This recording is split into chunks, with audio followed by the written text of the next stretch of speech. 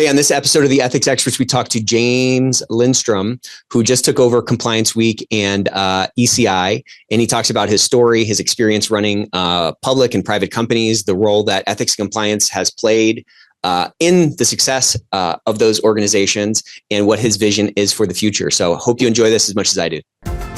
Welcome to the Ethics Experts, where we're elevating ethics and compliance and HR to the strategic level it's supposed to be. Hey, Jim, welcome to the Ethics Experts. How's it going? I've been waiting for this day. This is great. Love Ethico. Love what you've been doing. I mean, it's terribly exciting and great to see how you've been building Ethico. And so, and listen to a number of the podcasts. So I'm not sure I'll measure up to your other guests. Oh, we'll see. But we'll see what the audience thinks. Excited going. Well, I'm excited to talk to you because we met at the Compliance Week conference right after you took over that company. And I've always loved Compliance Week as long as I've been in this space. And I'm excited for some of the changes that you're making over there. I think you guys are doing some really interesting things. And like I've said to a number of people on your team, I think our industry needs Compliance Week. And I love the direction it's going. So I'm excited to hear about kind of what's on the docket, where you're going with the organization, what your vision for it is. But I always like to kind of back up from that because everybody who finds themselves in compliance, or like nobody I've talked to, we're almost up to 300 episodes. No one's like, man, when I was 6, I just really wanted to be a compliance officer. Yet we find ourselves in this space that I found super interesting. I didn't even really know what compliance was 20 years ago. And here I am almost a decade later. So I always like to start with like, what kind of a kid were you? What was it like growing up? And then, how did you kind of wind up in this space? Yeah, it's a great question. I think there might be some similarities. I've listened to some of the podcast interviews with you. I grew up in Buffalo, New York, or outside of it. And my mother was the daughter of immigrants from Puerto Rico and Mexico. Oldest of 6, grandfather was a steel worker and, didn't have much. And for my family, we didn't have much either. I was an only child and I had a mother and a great father, but my mother, was particularly encouraging of me. She was also a social worker. My grandmother was a social worker. My mother ended up becoming a nurse eventually. So, serving others has always been sort of part of our family. My mother always encouraged learning, and she was also pretty ambitious as well. Like I said, she was Hispanic. She's since deceased, but she became a Marine, in the late 1950s, and went to California and, and to Nevada, and ended up back home in Buffalo. But she was like an adventurer. Yeah. She really inspired that in me. And, a lot of that stems from, a level of learning. And in high school, I went to a great school and I was surrounded by kids from probably more privileged backgrounds. And not only did I want to learn, but I got interested in business because I saw that as sort of a way out. And so that's sort of like early days, how I got interested in business. And then, when I started to get into business, I started off in finance early on, and then quickly pivoted over to the business side with my mentor, and went back and forth a few times between business and the investing side. And I just, it's when you see a lot of different stories out there, you see a lot, good and bad, involving risk, compliance, ethics. And so I've had quite an education, over 30 years of being in the industry. So what was it about, you said business was like a way out, and then you find yourself kind of taking that finance path. What was it about that finance path that resonated with you, that attracted you to it? And where did that take you on the finance side? Yeah, I guess in high school, I developed a little knack for it on the investing side. So, I was part of a team where we won the Buffalo Evening News, stock picking contest. Cool. Which, Berkshire Hathaway and Warren Buffett used to own the Buffalo News. And then I went to college and just had sort of a knack for it. And I worked intern for Capital Cities Investment Group, which is, another Berkshire Hathaway, held business when it was public. So I just sort of had knack for it. It's, you're seeing a lot of different things. You're seeing what makes a company sort of tick from an outside perspective. And so, but it really got really interesting when I went to work for a company at the age of 23 that we ended up taking public. We were in England and Scotland and the US. And when you work inside a company and see like the importance of culture, that's when things really get exciting to me. That's where you can really see, and you start to pull, numbers and data together from the investing side that see that the world is not all about spreadsheets. Right. At the hour of the day, it's about culture and people. Yeah, the numbers in the spreadsheets are kind of a function of that culture and those people and what sort of discretionary effort they're putting forward and all that stuff, Yeah, but a lot of the world, a lot of our boards, you have directors out there, a lot of the private equity world, a lot of C-suite executives, it's governed by the numbers, and 100%. They don't always make the connection. Isn't that interesting? Yeah. I mean, isn't that bizarre? I mean, anytime you're investing in a company, you're investing in, obviously you're maybe buying a stock or you're, buying a private company, whatever. I mean, I worked for a guy that it was all spreadsheets, and I was just I was always kind of mind boggled by that. Yeah. Because, I mean, you could walk through a plant and you could feel a totally different vibe than another organization. And then, absolutely, when we're in the board meetings, or these two different board meetings, like it's no kind of, it's no mystery why the one outperforms. To me, I was like, there was no mystery on why one outperformed the other. What do you attribute that to? I mean, because like you have to be pretty smart to make it up to a board level. I mean, there's a lot of really successful people, to your point, that don't seem to make that connection. Is it just a way of looking at the world? Is it like a different side of the brain that they can't tap into? Like, what have you seen like commonality across those kind of folks? Well, I think there's a couple of dynamics going on. One is private equity owns more and more type companies, and they're very heavy on governance and driving results. Right. And they want to sell companies within 3 to 5 years. And so some of these more sort of cultural issues and strengths and weaknesses, the strengths, they compound over time. Right. And it takes time to build culture, and it can take 5-10 years, and you might not see the results of that for 10 years. And they don't have that time frame. And even public companies, I've been a public company CEO. And luckily, I had some really great investors at times who were very long-term focused.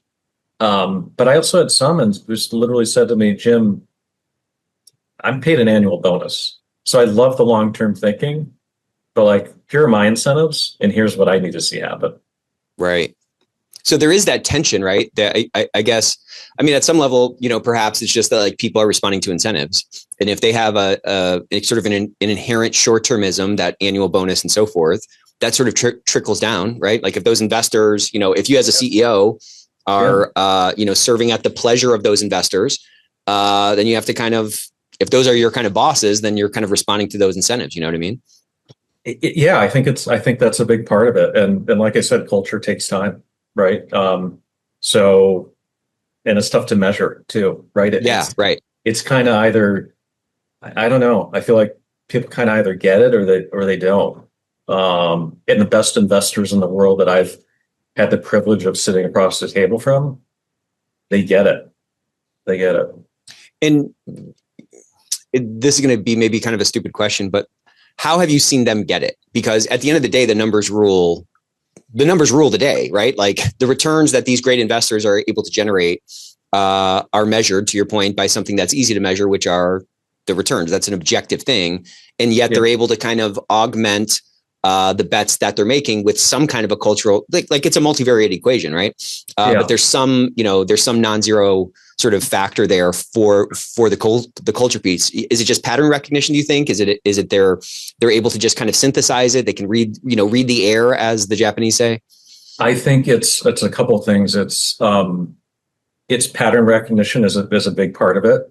It is also maybe a longer term perspective, right? They know how hard it is to find a great company, a great management team, a great culture, a great sustainable business that they can place a bet with and that lasts 10, 15, 20 years. And so, part of it is they can zone in on that business model within 5 minutes, and that you're, talking about. And they also recognize that there are cultures like, I'm sure you're familiar with Danaher and their whole playbook system, right? They have a very performance-based culture. They do focus on ethics. They do focus on compliance as part of that culture. And so that enables them to move at a faster pace. They can take risks because they know they've got that underlying set of processes and the right people on board and the right team, so they can actually move faster over time. It's, I think those investors see that when people don't have that cultural base, that sooner or later, that focus on growth, particularly outside growth, will catch up to that team. And I've seen that happen, unfortunately, more times than I've cared to see. And I've been the person called in to sort of clean up the mess. Interesting. Yeah. So I'd love to hear a little bit about that because, I think just kind of zooming out or kind of backing up a little bit, I came from, a business background myself.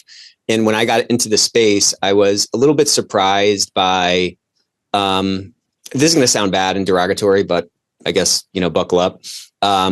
This kind of disconnect between sort of people in our space and like the realities of an organization or the realities of the incentives that leadership is responding to. And, the frustration kind of has been pervasive since I've been in the space of like the inability or the lack of traction in connecting sort of compliance objectives to the broader organization. Okay. Yeah. And there's a certain kind of, there's a certain kind of fluency that I think we all need to kind of develop and can be developed, right? Like no one's born with like a business acumen, but there's a certain like perspective that I think we all need to kind of acquire in order to more easily connect what we want to kind of the business objectives and get that buy-in and get that sort of like leadership support, the resources and all those kinds of things. And I think it could be really kind of insightful for folks to hear from someone like you, who's seen a bunch of businesses, who's operated, who has come in to clean up organizations, who's run a public company, to kind of talk about some of those realities, because a lot of people in this space kind of think and speak in we should do this, we should do this, we should do that. We should kind of adhere to these, to this guidance that's coming out, these regulations, whatever. And as a leader of an organization, you're constantly fighting with all these trade-offs, right? Like you're constantly trying to push the business forward. You're trying to like assess what risks are real and which ones aren't, and which ones are you willing to sort of, open yourself up to in pursuit of this other trade-off. So maybe we can talk a little bit about that first public company that you ran, and then maybe kind of transition into what it was like when you were called in to like, clean up a company, like you said, and what some of those things that may have been surprising to you, and what are some of those patterns you recognize? Because I think if we can get into the mind of leadership a little bit better, we can usually kind of communicate to them in an easier way. Exactly. And there is a disconnect. Yeah. Like that frustration is what I experience, and it's why I'm here. I mean, I'll get into it in a little bit, but I've been retaliated against, right? And I'll share more, but I've seen it firsthand, and it's so important that we sort of, our mission is try to flip the switch here a bit as best we can at the boardroom and at the C-suite. And there are plenty of great boards and C-suite members. So I don't mean to sort of poo-poo sort of all of them, but it's not. We can talk in stereotypes here, though. It's not insignificant. So my background is, I left the investment bank, First Boston, and joined a company called Kyrix. We took it public and we acquired some businesses, and some had cultural issues and compliance issues. It went well from a shareholder perspective. I went on to become CFO of a bank. Same thing, had gone on an acquisition spree, had issues. strategy, governance, big one at the heart of it, operations, capital allocation. Anyway, same thing, turn that around. We ended up merging with another bank. And then I was worked for my investor, and I was CEO of a couple of public companies that I was pulled into. One of them was called IES, Integrated Electrical Services. I was the sixth CEO in 15 years. Company in bankruptcy, was doing about $500 million in revenues. We had 3,500 employees, and we did infrastructure services, so a lot of electrical contracting. We were losing $35 million a year when I took over in 2011. The stock was at $1.82, and people were demoralized. They're like, "Who is this? Guy? Yeah, who's next? This is a freaking revolving door here." Yeah, this guy's not an electrical contractor. He knows nothing about what we do, and he's coming in to maybe fire a bunch of people or something. And well, I'm sorry. At that point, 6 guys have come in over whatever you said, 12 or 15 years. There's only so many playbooks that guys come in to like do a turnaround. So they're like, which plays is this guy going to run that we've already seen, the CEO 3 times ago run, I'm sure, right? Like there was probably a massive overcoming of like perception that you had to kind of, embark on.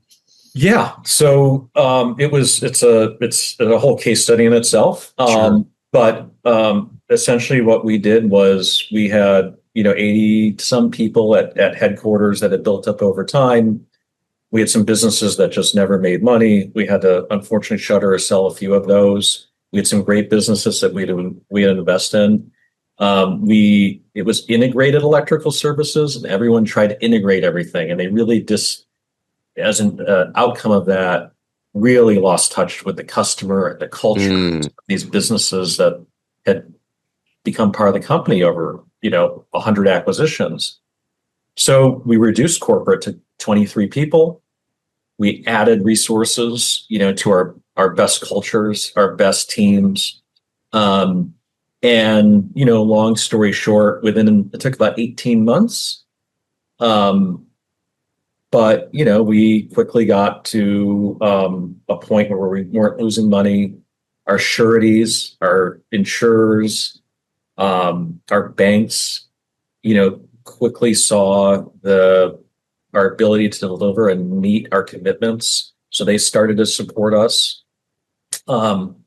People within our business, they saw the changes that were happening, and it wasn't, spreadsheet driven. Yes, I looked at the spreadsheets and we monitored them, but it was just as much about getting the best people on board. Mm-hmm. And so, after about 3 years, the stock had quadrupled. I only say that as sort of, I think it is a data point that's it's a proof point that the changes worked, right? That pulls together. I mean, if it went up 20%, that could have just been the animal spirits of the market. I mean, quadrupling a $2 stock is pretty significant. Yeah. Yeah. And so, and so it was a very sort of, we were very focused on the culture and almost trying to build like a little Berkshire Hathaway. And, fast forward, I left in 2015 because I was recruited to become CEO of a bigger company and sort of do the same thing. But, that company, IES, my mentor became CEO eventually after I left. They continued on the same trajectory. That stock is now over $400 a share. Oh my gosh. That's crazy. 200x, and very, risk focused, have not done stupid things, have not put on a lot of debt, respected the cultures and the businesses. Ethics and compliance play a very important part in the business. And, that, like I said, that discipline compounds over time. And they've had some good tailwinds, right? We invested in some pretty cool sort of areas like data centers. But yeah, when you pull all that together, that's the power of, 15 years of compounding. Right.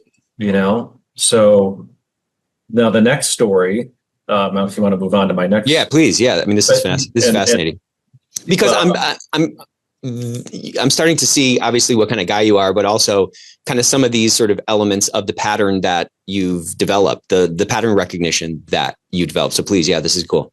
Yeah. So saw the same thing at the next company, and I've want to be respectful of confidentiality and whatnot. It was a public company. We pulled a lot of the same sort of levers. It wasn't as apparent to the stock market and to everybody, even the board and the rest of the C-suite, that there were some larger issues within the company. It had gone through a series of acquisitions to go within 18 months from a billion in revenue to 2 billion, and in one country to 14 countries. Right. That's when they pulled me in, because they heard, I think they recognized that there was issues coming. Yeah. But it wasn't widespread, and you didn't have that catalyst. So sitting in the boardroom and without, the shit hitting the fan yet, but knowing what's coming is a very sort of difficult position to be in. So do you feel like the board, like how many people were on the board? 8, 6 or something like that? Probably, yeah. 8, yeah. So like, do you feel like everybody saw, or everybody kind of felt the rumblings like, oh crap, we got out over our skis? Or were there just like maybe a couple people that were like, a couple people that were like, yeah. And so how did that go? And I'm sure you came in and you were like, okay, this is, I was part of an acquisition kind of similar to that, not at that scale, but the company like 3x'd in like 12 months with, 4 acquisitions, 3x the number of plants that the initial platform had. And I remember coming to like my first board meeting and I was like, this is crazy. Like, this is not going to go well. Yeah. But I mean, I was the junior guy and I didn't even have a seat at the table. I was sitting in the back with like the notepad. How did you navigate through that? Because you came in, presumably you saw it. There was a couple guys who saw it as well. How did that, I mean, it's like a Game of Thrones many times on a board, you know what I mean? So like, how did you kind of navigate through that? And how did you get the buy-in from those guys? Because there's probably just some kind of internal conflicts there, Oh, so there are a few. I really just tried to keep my head down and focus on doing what I can to fix the business. Okay. Right? And not think about the Game of Thrones and the politics. Smart. At a certain point, sort of that stuff gets to a level where you've got to deal with it. But, we had $600 million of debt. We just flew around the world, and I had pulled in a great team, and we sort of fixed the business and ended up with no debt and 100 million of cash in, I don't know, 2 years, 3 years. And so we just got the business on a great trajectory. Cool. And, the stock did well as a proof point. It had, more than doubled within a couple of years. And again, we didn't have any debt, which could have really hurt the business. So, right. But then I started to push some things. We had a lawsuit that came up from stuff that happened before I got there. And I think that was really eye-opening for me when you see depositions and, all the materials that come along with a significant lawsuit around, shareholder related and governance related stuff. What was eye-opening about it? I can't, share sort of details. I think it's all sort of around the ethics. Got it. So was it eye-opening, like to the extent of, or in the context of like how important this thing that governance and ethics were? Like it was more important, and the cost of like the non-compliance or something was bigger than maybe you may have anticipated as you're trying to fix the business and run it forward? It was more about how, people conduct themselves. Gotcha. At senior levels, who you think they say one thing and do another, that kind of a thing. Yeah. And I've seen in a lot of situations, self-dealing and just stuff that humans being humans, kind of, unfortunately. And so, I got to a point where I'm like, all right, the business is fixed. This is either going to work for me or it isn't from an ethical point of view. And long story short, ended up mutually separating. Yeah. And so I did not win that battle. And so I moved on, and that's when I formed, Verdian, the parent Compliance Week at ECI, within a couple of years. And I had great support from, people, some investors of IES and that company. Was that kind of frustrating, or was that kind of like demoralizing in some ways, where you came into a business that was like super broken, you more than doubled the stock, you eliminated all this debt. It's in 14, it went from one country to 14 countries. You're working on the actual business, and then there's this sort of exogenous thing, or this sort of, pervasive. I mean, it sounds like a pervasive sort of culture thing. I'm trying not to go too deep here, but that really creates such a headwind against like the changes that could be, right? And like that had to have like been, taking some air out of the tires. It had to have driven a lot of like value destruction relative to like what it potentially could have been. Well, there's another chapter to the story that's very important. It's devastating. But for me, it was the toughest professional issue that I've ever dealt with. It was, on one hand, I was, liberated. I walked out and I was so happy. I had another, position lined up with a phenomenal investor who I've known for a long time to help them. So on one hand, I was so, I mean, it was on the surface totally succursual, right? Like you landed in a better spot, all that. But on the other hand, I was really, disappointed. I got to a point where I was just devastated. Yeah, right. And that's why, to relate it back to, this ecosystem within the ethics and compliance world of professionals. I mean, I've heard the stories, I've talked to people one-on-one. We heard them at Compliance Week, national last year. It's, people are really put in difficult, stressful positions, and not everyone ends up, on the other side in a great spot. And that's just, I mean, it literally, brings tears to your eyes. Right. How did you not get jaded from that experience? So I did. You did. I'm on a mission now, right? Like I'm in this, I'm 53. I'm in the, the second half. And, there's still, it's become a smaller and smaller piece of sort of who I am. Mm-hmm.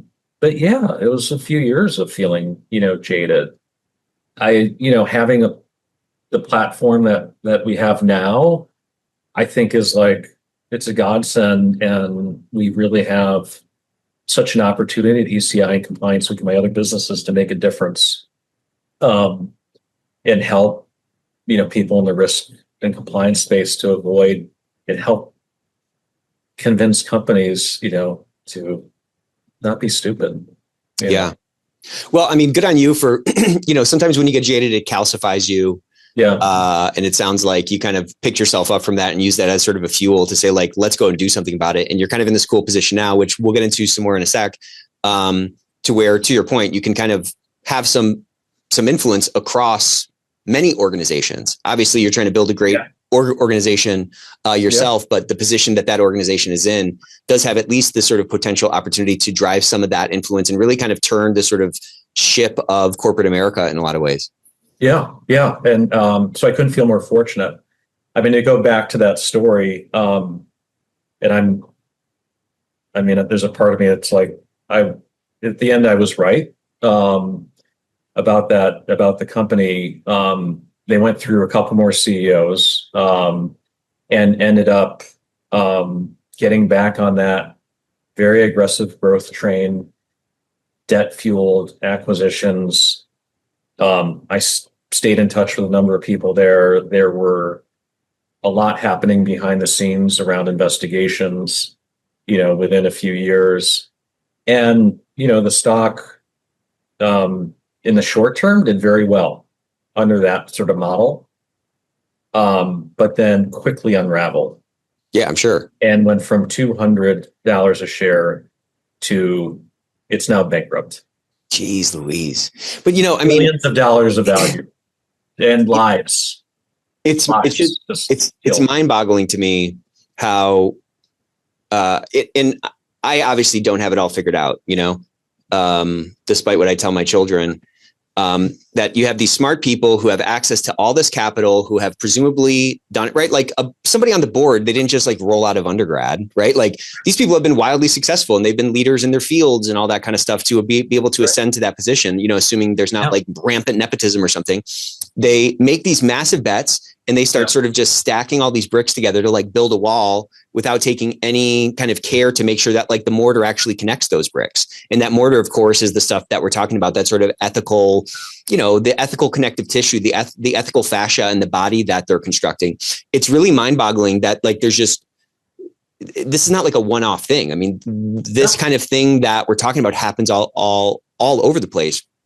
What do you think it is? Is it just this kind of the short-termism kind of overcomes like any kind of risk aversion, not even from like a, ethical risk perspective, just from like a business risk perspective or an execution risk perspective? Does that short-termism, or does is it arrogance? Is it ego? Is it like, you just can't you can't do acquisitions like stacking Legos together. You know what I'm saying? Or you don't build a great company by like the same way you make like a stew. You just dump a bunch of stuff in the crock pot and put the lid on for 8 hours or something. Like that's not, to your point, how a company works, because it's a bunch of human beings doing a bunch of like discrete tasks that supposedly in concert generate synergy and generate, a pursuit and achievement of some kind of an organizational mission.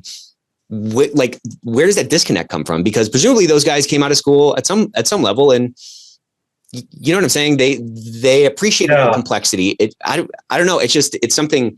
It's not. This is not really that good of a question, but it's like it's just such like a paradox to me. It's so confusing. Yeah, and it's not just acquisitions. And we've seen sort of headlines around mining companies in Australia building mines on Aboriginal grounds, right? Right. Disney go into China with Mulan and have supply chain issues, right? There's stuff that literally just some basic processes. And look, I mean, I know we all hate the phrase checking the box, but literally checking the box for us, like, are we doing this, and this, can help bring to light, some of the risks and stuff that are out there. Your question is a great one. I've thought about it sort of way too much because a lot of it doesn't make sense to me. I think it's incentives. I think you have, boards where, people make a profession out of being, a director. And sometimes, right, like they don't want to lose a board seat. Right. Fall into line because they get paid $200,000 or $300,000.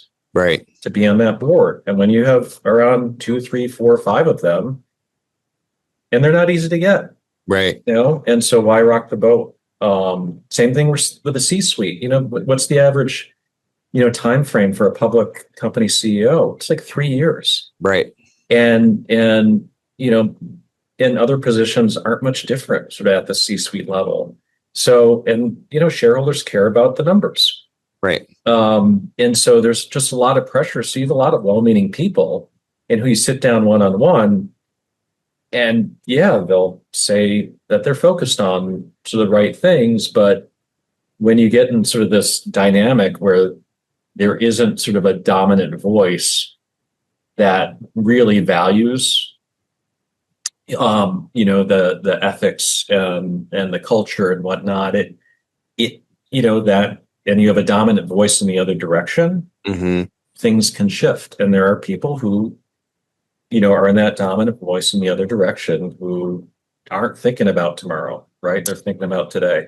Yeah. It's like, you got to taste the water that you're about to be swimming in. Cause like, if it's a bunch of vinegar, any vegetable that goes in that vinegar is going to get pickled. You know what I'm saying? Like it's just going to seep in. It's going to seep in. Those incentives are going to, it's a bunch of these little kind of, compromises perhaps. And then, you're kind of totally succumb to that sort of short-termism culture, or that, that dominant voice ends up kind of dictating it all. Yeah. Yeah, that's right. So, let's talk about the next step, and then we can dive into, your vision for Compliance Week. I mean, you guys have already made so many, I think really amazing changes there. And I really want to kind of get into that too. Great. Yeah, I mean, just going back to, how did I get into this? I had already owned some governance, risk, compliance related type businesses and training and certification. I did ESG business as well. And Compliance Week I've known for a while. I had been to some of the conferences before because of my focus on governance, risk, and compliance as a CEO or board member. I think, why was I particularly drawn to it? I mean, you've said it a few times. It holds a special place sort of in the profession. And, trusted ecosystems are magical, right? And so we talk about it as a community. I'm not sure everyone's looking for a community, right? Some people are. They're looking for the elements that can help them build a high quality E&C program. How they can prove it out to their board, right, and their C-suite, and show that there's value there. And I think it takes an ecosystem to do that. It takes an ecosystem of software platforms and active vendors. It takes independent companies like ourselves. It takes academics. It takes associations.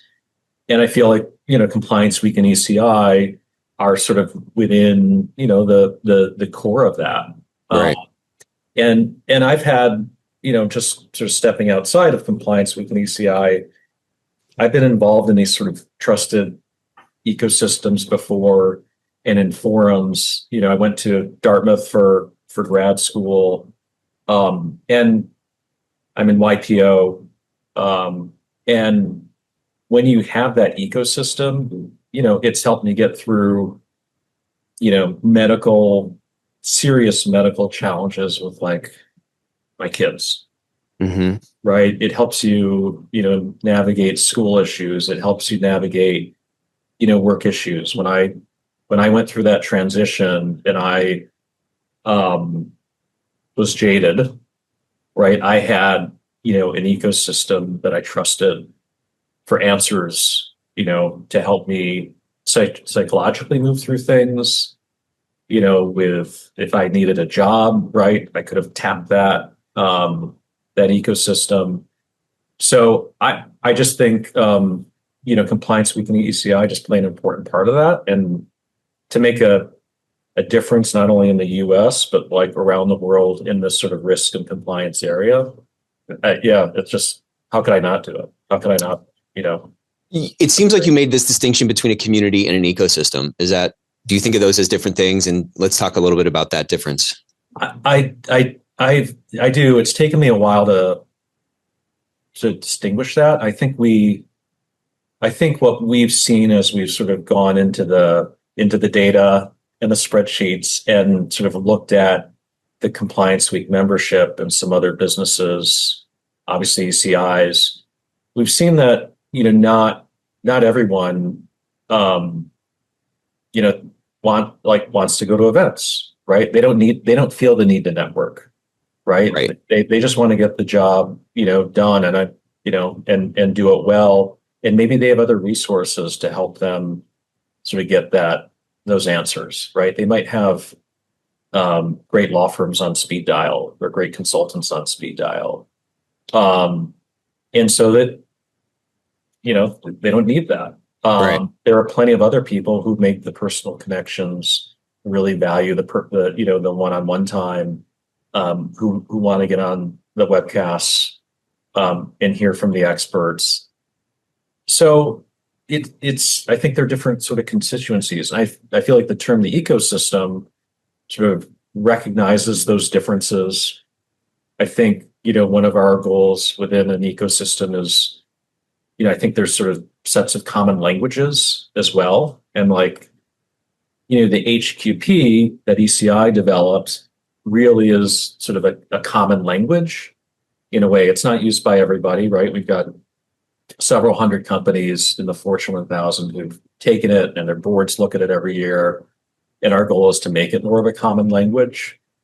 But again, not everyone who's taking it wants to go to events or cares about community or wants to be on our CW Connect app where they can connect with other people. So I think when I use the ecosystem term, it's sort of recognizing those sort of different needs.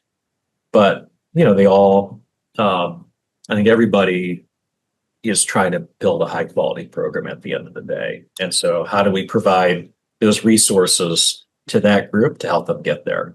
Was that so I agree. I think there's almost like an expectation, like a reciprocal expectation for a community that, to your point, like a lot of people are already part of a lot of different communities, and a lot of people have a to-do list that's already longer than their arm, and family obligations and work dynamics that they're trying to navigate through. They don't need one extra thing to, sort of be a part of. But I think everybody is like trying to kick more ass, right? Like everyone is trying to do better and gain more efficiency and gain more, quote unquote, pleasure from the things that they're expending their own sort of calories for.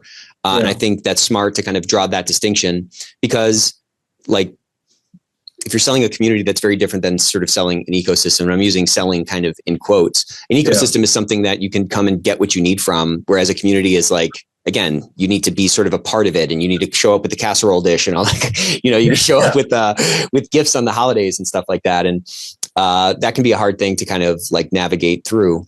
But when there is an ecosystem, a sort of a source for, I don't want to say a source for truth, but a source for ideas, or a source for common language, or a source for resources that you can tap into on like an on-demand basis, I think it does allow for people to really kind of accelerate forward a little bit better. Yeah. And I think the other thing is, frankly, cost. I think if we're trying to, not everyone has the resources to hire, the top law firms or the top consulting firms out there.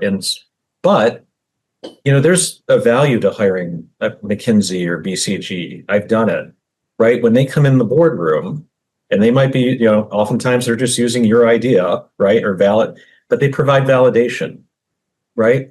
And so, but again, our goal is, this is a mission for us. We're taking this around the world. We're going to have 20% probably this year, membership wise, and break through 10,000 members. I'd love this to be 100,000 members and have this be a 100-year business, even though ECI has already been around for 100 years. And so cost plays a part. And if we can provide these resources and, and the connections to great, partners like yourself, but also that common language that is independent and that boards recognize, that can sort of verify might not be the right word, but validate the effectiveness of a program like that. We charge $3,000 to $15,000 a year for our membership, right? You can't talk to McKinsey or a law firm. You can't even talk to a secretary there for $3,000. Yeah, but we're providing the recognized framework and assessment where you can measure yourself against your peers, and we can back you up with the pros that are on the ECI research team or the Compliance Week research team, and they can speak to your board or your C-suite. I think it's a great answer. It's great value, and it can really help accelerate flipping that switch. I think so. Yeah, I think that's really the game. That's how I kind of look at it. Like, I think the game is really just elevating the profession, because 20 years ago, our industry was not what it is right now, right? Like, it's really still kind of in its adolescence in a lot of ways. There's not, a sales team, the sales industry, they have a ton of common language, and there's a ton of like easy handles that a board can like grab onto to assess the quality of the sales team, or the quality of the marketing team, or ops, or all those kinds of things. Right. While I understand that this is not sort of a one-to-one comparison between sort of ethics and compliance and something as tangible or objective, as something as tangibly, easy as operations perhaps is to measure. There are still ways to measure it, and the potential for a common language is still there. And like the pervasiveness of, attention paid to this somewhat more ethereal, whatever you want to call it, function is not like an excuse for us to not like elevate it forward, because to your point, it's this connective sort of fascia that exists in every single organization. And at the end of the day, a more compliant organization it's just going to have a higher multiple, right? Like the standard deviation of outcomes across all these myriad operations and functions and so forth is just compressed, right? Like there's less waste in the system. There's less risk coming out of the system from a bottom line perspective. And I think to the extent we can help compliance people at least have the boldness and the confidence that like we add value to our organizations while at the same time sort of attacking it from that common language perspective, we really do have the opportunity for the next 10 years to look way different than the last 10 years. But I think kind of to the point that was maybe overarching everything you're saying, it's going to take us doing things differently. We have to show up differently. We have to have different kinds of conversations with the C-suite or at the board level to turn those light bulbs on, because we're either going to have to sit back and wait until a bunch of people like me and you are just elevated across all these board positions, or we have to like mobilize that and kind of try to screw those light bulbs in ourselves. Yeah. I think, for it's, we have to respect their respect for data, sure. And that's their language, the business objectives. And so what what the ECI, team has been doing now with HQP is we're taking the human assessment of the NC program across 5 pillars: strategy, accountability, risk management, culture, and speaking up, and assigning, we're quantifying it, we're comparing it to peers.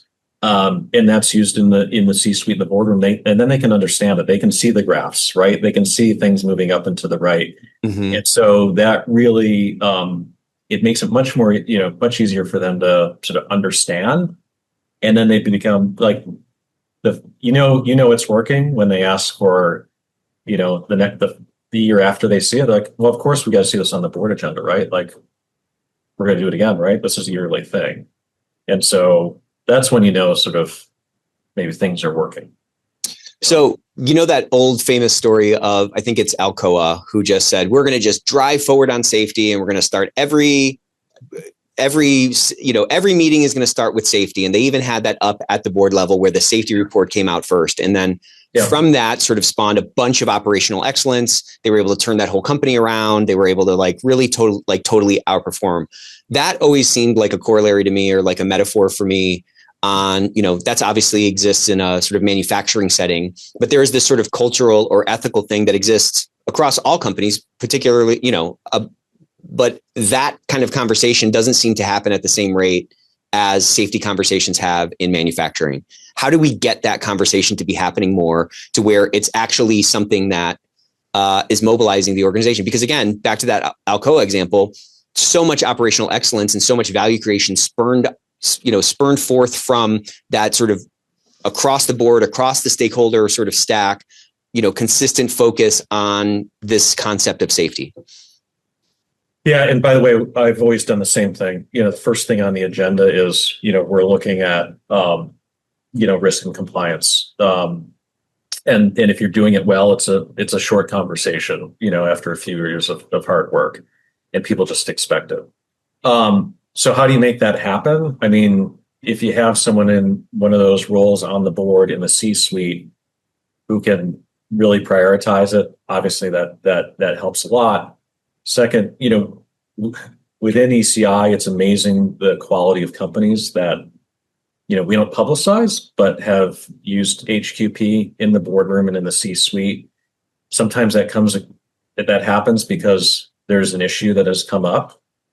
And so that catalyzes it as well. Peer pressure can help. And I think ease and cost effectiveness, like you wanted things to be credible, and really help you be more effective at the end of the day. But they need to be, it's not something you can spend months on either, right? It needs to be, right. There needs to be an ROI on it. And so, or a clear, benefit as well. So we're, I think also the focus on ROI. So your talk last year at Compliance Week, which I think you've done multiple times, you've got a great sort of outline of very tactical things that generate ROI. I think we're working on, some stuff that I can't talk about yet with some partners that are building that into the conversation. Cool. Our ECI fellows meeting we got coming up at the end of January before our AI event. And a lot of it is focused on how do we how do we convey the value of ethics and compliance programs, to the C-suite and the boardroom? It's hard though, because every company's different, right? We're trying to build a common language, but that only takes you so far. Yeah, so, well, that kind of leads me to my next question. I mean, everyone's speaking English. Like, is it really just giving them a script, or is it really kind of giving them the confidence to have the conversation and the actual belief that the value is there, even though it's hard to kind of define? I think we can give sort of baseline scripts, right? And we can give sort of data. We can talk about how, companies with good HQP scores, see a 30% reduction in incidents. But at the end of the day, every company's sort of different. Totally. And when you see, could be looking at staff ratios versus, and your peers getting fines. It could be stuff like that. It could be, it depends on the company. And that's where we need to give people the tools. We need to have the conversations to help them craft that. Yeah. Narrative. So it's not easy. It's not like there's one thing that we can give everybody. I wish there was. Yeah. I mean, it's like, I don't know, if you're learning any kind of a martial art, it's a series of different moves that you have to learn, but a fight is a fight. In a fight, you're going to be using any of these different moves in sort of different combinations. Yeah. And so just kind of getting people comfortable with, like, there's a way to throw this punch. There's a way to throw this kick. There's a way to have this conversation. There's a way to make this kind of a connection and sort of make the case and make the argument for the value that your program is influencing. I think just repetitions of that could really help people kind of, like I'm always talking about, like, pull that chair to the grown folks table and show the value that maybe other people have not seen, or like they haven't made the connection, Yeah. And I think, things that people can do are, it's nothing new, but building, partnerships within the businesses. Totally. Right? Yeah. And when people are looking at an acquisition or, some sort of expansion or a new, marketing tactic, obviously depending on the industry, get ethics and compliance sort of involved in that process, right? And that gives you a chance to learn and to hear and identify what, how you can help sort of their cause more, so that, they become your champion in the C-suite or the boardroom. When the CMO, talks about how ethics and compliance help them win, win something like that, win a deal or something like that, or get through procurement faster or something like that. Yeah. Yeah. And so, so I think we're going to make a lot of progress in the next few years. AI is going to help, I think, a lot, because it's going to free up,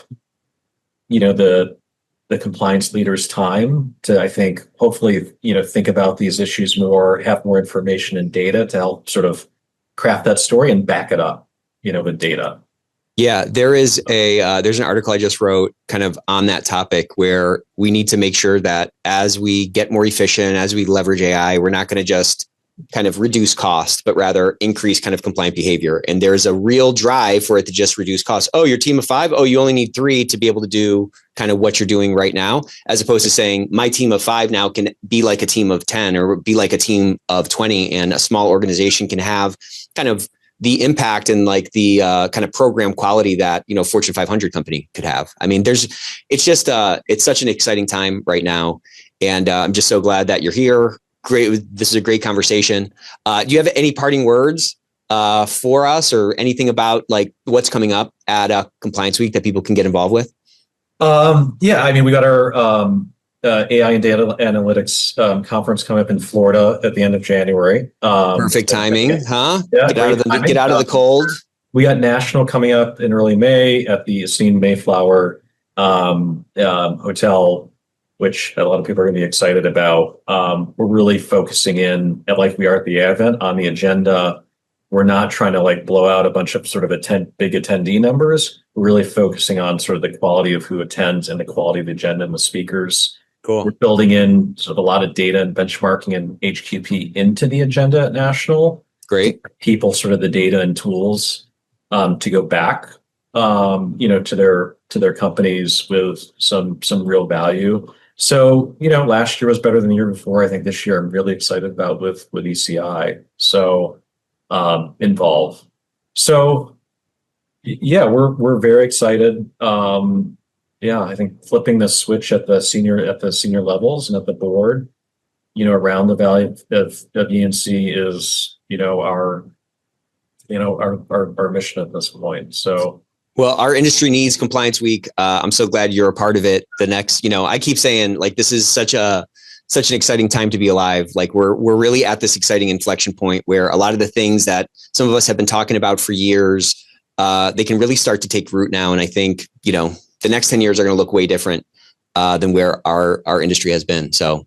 Yeah, I couldn't be more excited. I mean, it's a great time. We got to get people engaged. A lot of already are. And help them along the way. So it's good to have partners like you at Ethico to help advance the cause. We really appreciate it. Absolutely. Thanks for coming, man. Okay. Thanks, Nick.